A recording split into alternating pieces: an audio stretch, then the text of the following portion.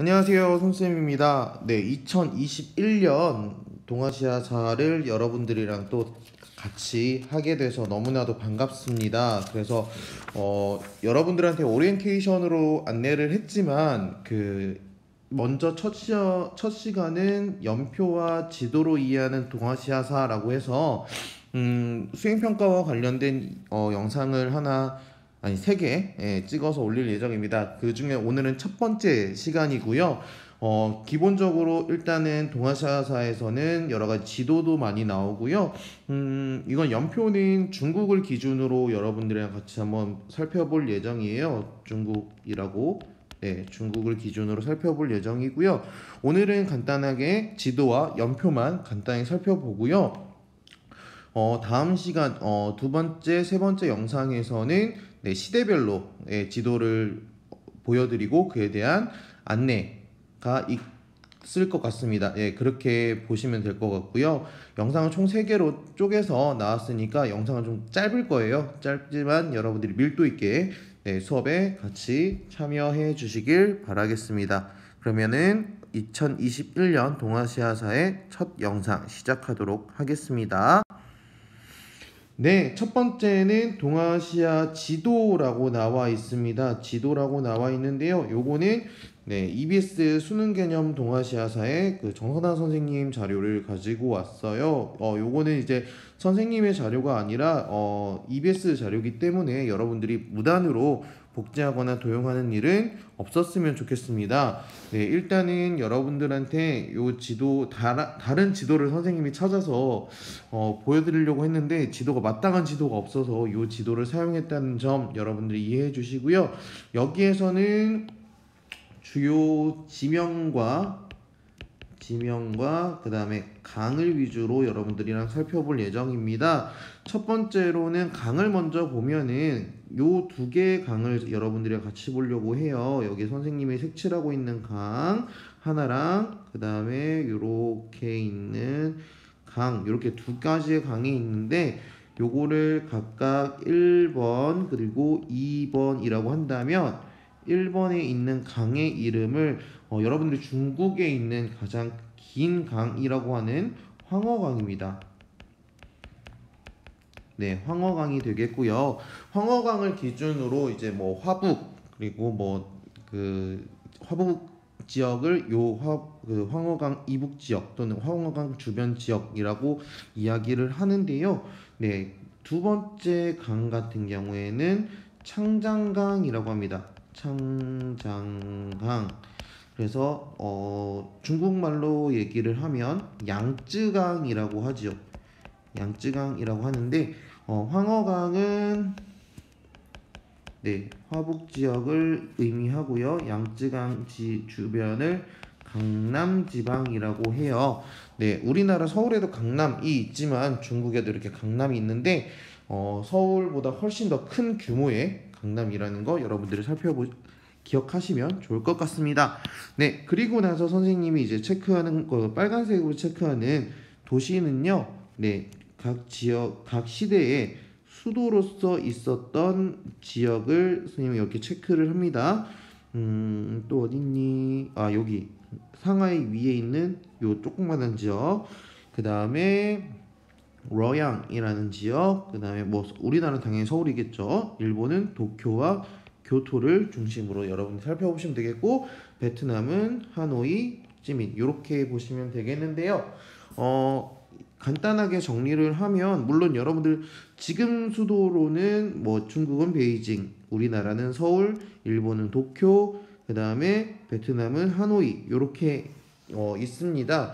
하지만 여기 특히 여러분들이 아셔야 될 거는 카라코룸은 이제 몽골의 수도였다가 몽골은 중국을 차지하고 나서 이렇게 내려왔다는 거. 여기 하나 더 있네요. 난징이라는 도시도 있습니다. 시안 같은 경우에는 장안성이라고도 얘기를 많이 하는데요.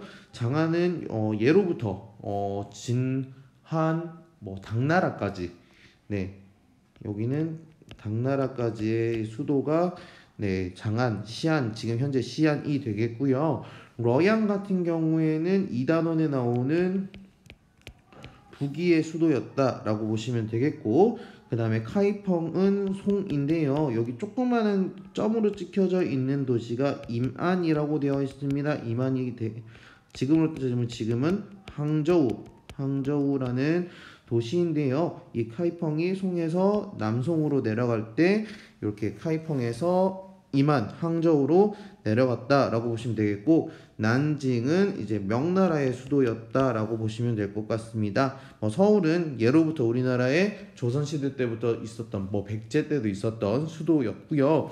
일본은 예전에는 교토가 중심지였는데요.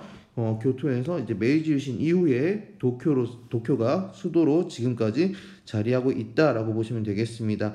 그 외에도 하얼빈부터 시작해서 독도, 그다음 오키나와, 타이페이, 그다음에 광저우, 상하이 등등 여러 도시들이 있습니다. 꼭 여러분들 위치를 꼭 확인을 해 주시길 바랍니다. 위치를 꼭 확인해 주시고요. 이거는 동아시아사를 공부하면서 꼭 필요한 자료이다 라고 여러분들한테 얘기할 수 있을 것 같습니다. 넘어갈게요.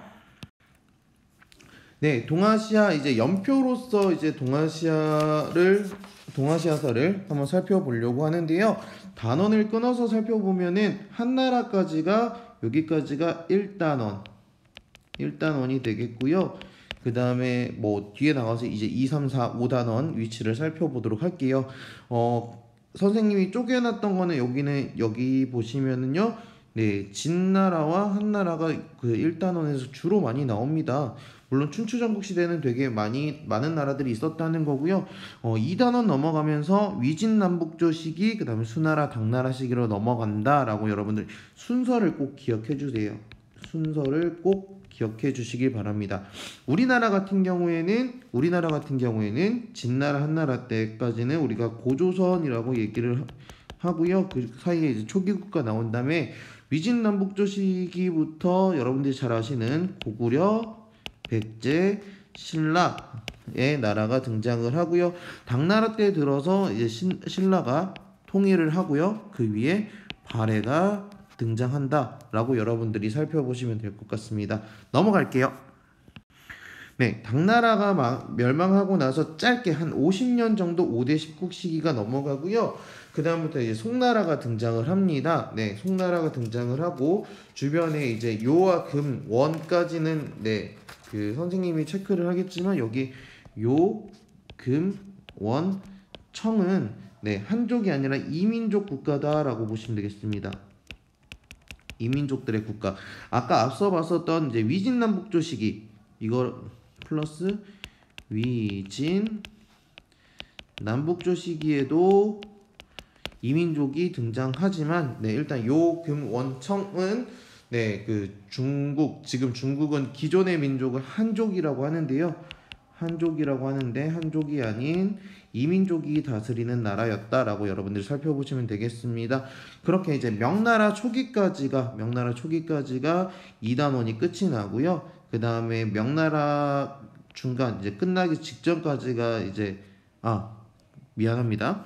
3단원이 시작이 돼서요. 3단원이 시작이 돼서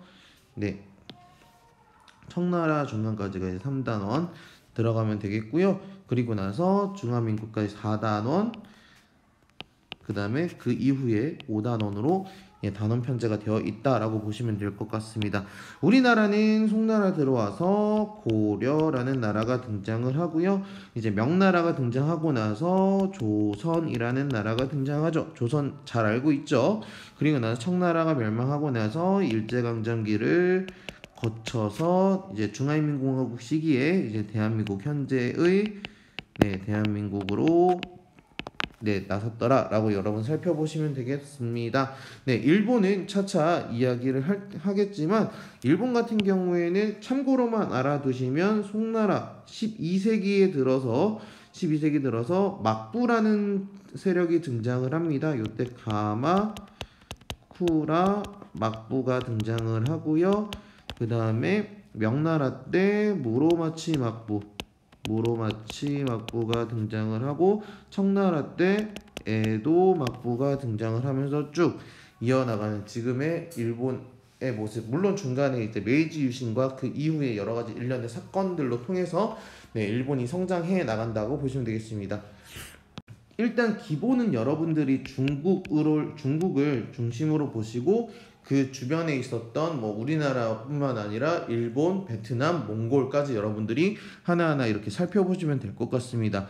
네, 짧게 얘기한다고 얘기를 했는데 그럼에도 불구하고 굉장히 할 얘기가 많았습니다. 더 할 얘기는 많은 거는 다음 시간에 진짜 그 시기에 지도를 한번 살펴보면서 여러분들이랑 이야기를 나누도록 하겠습니다.